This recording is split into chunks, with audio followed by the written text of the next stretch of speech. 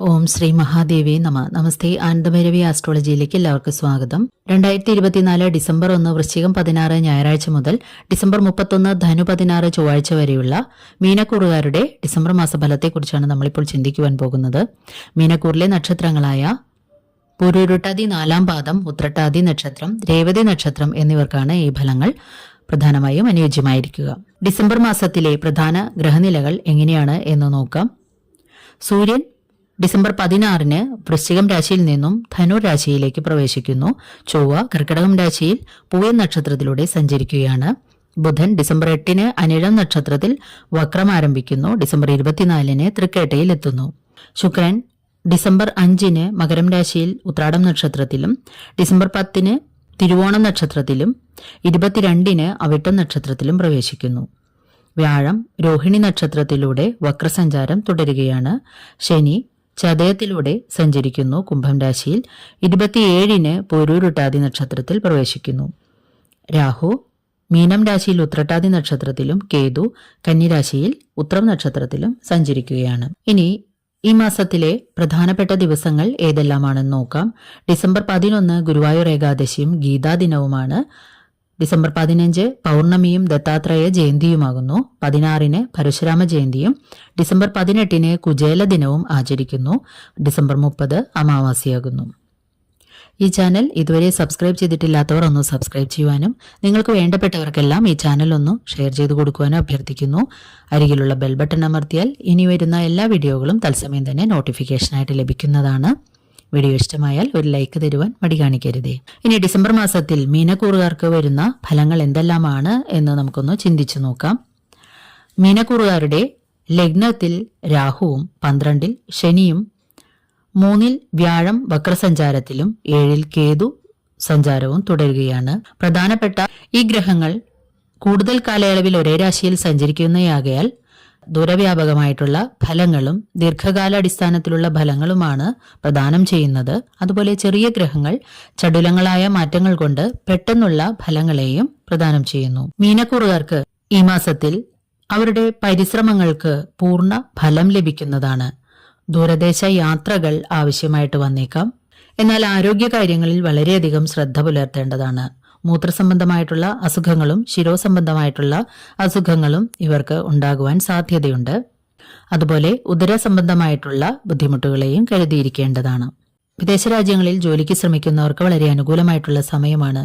അവർക്ക് വിദേശ രാജ്യങ്ങളിൽ ജോലി ലഭിക്കുവാൻ, അതുപോലെ ഉന്നത വിദ്യാഭ്യാസത്തിനും, അതുപോലെ മറ്റു ബിസിനസ് ആവശ്യങ്ങൾ, വിനോദയാത്രകൾ മുതലായവയ്ക്ക് പുറം രാജ്യങ്ങളിലേക്ക് കടന്നുപോകാൻ ആഗ്രഹിക്കുന്നവർക്ക് ഇത് അനുകൂലമായ സമയമാണ്. അതിനുള്ള എല്ലാ വാതായനങ്ങളും തടസ്സങ്ങളും നീക്കി തുറന്നു കിട്ടുന്നതാണ്. ടെസ്റ്റുകൾ, ഇന്റർവ്യൂകളിൽ മുതലായവ വിജയിക്കുകയും ചെയ്യുന്നതാണ്. എന്നാൽ തന്നെയും ചില്ലറ ഭാഗ്യക്കേടുകൾ തുടരുന്നതാണ്. കാരണം കിട്ടി എന്ന് വിചാരിച്ചിരിക്കുന്ന പലതും അവസാന നിമിഷത്തിൽ അല്ലെങ്കിൽ അവസാന റൗണ്ടിൽ നഷ്ടപ്പെട്ടു പോകുവാനുള്ള ഇടയുള്ളതുകൊണ്ട് വളരെയധികം ദൈവാധീനത്തിന് വേണ്ടിയിട്ട് ശ്രമിക്കേണ്ടതാണ്. വാഹനങ്ങൾ കൈകാര്യം ചെയ്യുന്നവർ വളരെയധികം ശ്രദ്ധ പുലർത്തേണ്ടതാണ്. സാംസ്കാരിക കാര്യങ്ങളും രാഷ്ട്രീയ കാര്യങ്ങളുമായിട്ട് ബന്ധം പുലർത്തുന്നതാണ്. അതുപോലെ കർമ്മരംഗത്ത് അംഗീകാരവും സ്ഥാനക്കയറ്റവും ലഭിക്കുന്നതാണ്. ട്രാൻസ്ഫർ മുതലായവയ്ക്ക് ശ്രമിക്കുന്നവർക്ക് നിങ്ങൾക്ക് ഇഷ്ടമില്ലാത്ത സ്ഥലങ്ങളിലേക്ക് അല്ലെങ്കിൽ താല്പര്യം കുറവുള്ള ഭാഗങ്ങളിലേക്ക് മറ്റും ട്രാൻസ്ഫർ ലഭിക്കുവാനും സാധ്യതയുണ്ട്. സന്താനങ്ങളെ കൊണ്ട് സന്തോഷങ്ങൾ ഉണ്ടാകുമെങ്കിലും സന്താനങ്ങൾക്ക് ഏതെങ്കിലും തരത്തിലുള്ള ദേഹദുരിതങ്ങൾ ഉണ്ടാകുവാനും സാധ്യതയുള്ളതുകൊണ്ട് ശ്രദ്ധിക്കേണ്ടതാണ്. ഊഹക്കച്ചവടങ്ങളിൽ ഏർപ്പെട്ടിരിക്കുന്നവർക്ക് ലാഭം ലഭിക്കുന്നതാണ്. ദൂരദേശങ്ങളിലേക്കുള്ള യാത്ര, വിനോദസഞ്ചാരങ്ങൾ മുതലായവയ്ക്കും സാധ്യതയുണ്ട്. പ്രത്യേകിച്ചും ജലസ്ഥാനങ്ങളിലേക്ക്. ഉത്തരവാദിത്തപ്പെട്ട സ്ഥാനങ്ങളിൽ ഔദ്യോഗികമായിട്ട് നിങ്ങളെ നിയമിക്കുവാൻ സാധ്യതയുണ്ട്.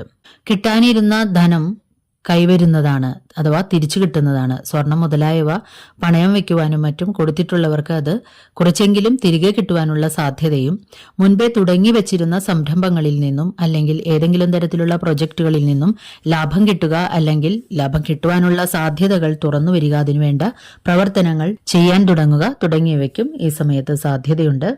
മുൻപ് ശത്രുക്കളായിരുന്ന പലരും ഈ സമയത്ത് മിത്രങ്ങളായി തീരുവാനോ അല്ലെങ്കിൽ സൗഹൃദവുമായിട്ട് മുന്നോട്ട് വരുന്നതായിട്ടും കണ്ടേക്കാം. ദാമ്പത്യബന്ധത്തിൽ സംതൃപ്തിയും സമാധാനവും പതുക്കെ കൈവരുന്നതാണ്. വിദ്യാർത്ഥികൾക്ക് അവരുടെ വിദ്യയിലുള്ള നൈപുണ്യം, അതുപോലെ കലാകാരന്മാർക്ക് അവരുടെ കലയിലെ നൈപുണ്യം തെളിയിക്കുവാനും അവസരം ലഭിക്കുന്നതും അതുമൂലം കീർത്തി, ധനാഗമം മുതലായവ ഉണ്ടാകുവാനും മറ്റുള്ളവരുടെ അഭിനന്ദനങ്ങളും അംഗീകാരവും ഏറ്റുവാങ്ങാനും അവസരമുണ്ടാകുന്നതാണ്. ധനത്തിന് കുറച്ച് ബുദ്ധിമുട്ടുണ്ട് എന്നിരുന്നാലും വീടുപണി മുതലായവ തുടങ്ങുവാൻ അല്ലെങ്കിൽ വീട് വാങ്ങുവാൻ, സ്ഥലം വാങ്ങുവാൻ, വീടുപണി പുനരാരംഭിക്കുവാൻ തുടങ്ങിയവയ്ക്കും വീട് മുതലായവ പെയിന്റ് ചെയ്യുക തുടങ്ങിയ അലങ്കാര പണികളും മറ്റും ചെയ്യുവാനും ഈ സമയത്ത് സാധ്യതയുണ്ട്. ഇനി നമുക്ക് താൽക്കാലിക ഗുളികസ്ഥിതി ഫലമനുസരിച്ച് ഈ മാസത്തിൽ ഏതെല്ലാം ദിവസങ്ങൾ ചില കാര്യങ്ങളിൽ നിന്നും വിട്ടുനിൽക്കണം എന്നൊന്ന് ചിന്തിച്ചു നോക്കാം. മീനക്കൂറുകാർക്ക് ഡിസംബർ 3, 10, 7, 24, 25 എന്നീ ദിവസങ്ങൾ ദൂരയാത്രകൾ ഒഴിവാക്കുന്നതും പ്രധാനപ്പെട്ട തീരുമാനങ്ങൾ എടുക്കുന്നതിൽ നിന്നും വിട്ടുനിൽക്കുകയും ചെയ്യുന്നതും സഹപ്രവർത്തകരുമായിട്ടും പങ്കാളിയുമായും കലഹങ്ങൾ മുതലായവ ഇല്ലാതിരിക്കുവാനും ശ്രദ്ധിക്കേണ്ടതാണ്. പനി, ജ്വരം മുതലായവയോ മറ്റു ശാരീരികമോ മാനസികവുമായിട്ടുള്ള ഏതെങ്കിലും ബുദ്ധിമുട്ടുകളും ഉണ്ടാകുവാൻ ഈ ദിവസങ്ങളിൽ സാധ്യതയുണ്ട്. വിദേശ രാജ്യങ്ങളിൽ ജോലി ചെയ്യുന്നവർക്കും ബിസിനസ്സുകാർക്കും 9, 16, 23, 31, 2 എന്നീ ദിവസങ്ങൾ കുറച്ച് ബുദ്ധിമുട്ടുകൾ എന്തെങ്കിലും ഉണ്ടാകുവാൻ സാധ്യതയുണ്ട്. ധനപരമായിട്ടുള്ള ചില്ലറ നഷ്ടങ്ങളോ ബുദ്ധിമുട്ടുകളോ ഉണ്ടാവുക, മറ്റു ശാരീരികമോ മാനസികവുമായിട്ടുള്ള അസ്വസ്ഥതകളോ ഈ ദിവസങ്ങളിൽ അവർക്ക് പ്രത്യേകമായിട്ട് ഉണ്ടാകുവാൻ സാധ്യതയുണ്ട്.